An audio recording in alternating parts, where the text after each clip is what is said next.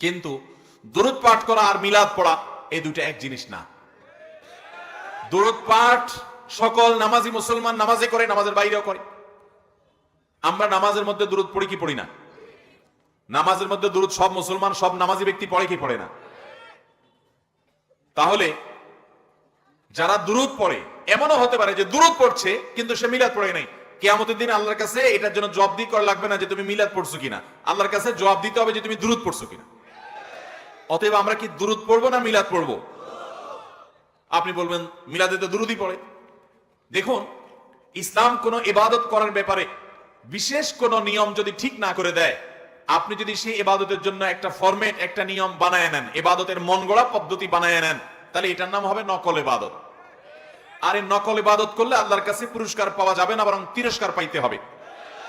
আপনার আমল নাই সেটা এক জিনিস, কিন্তু আমল আছে ভেজাল আমল, সেটা কিন্তু আরো খারাপ জিনিস।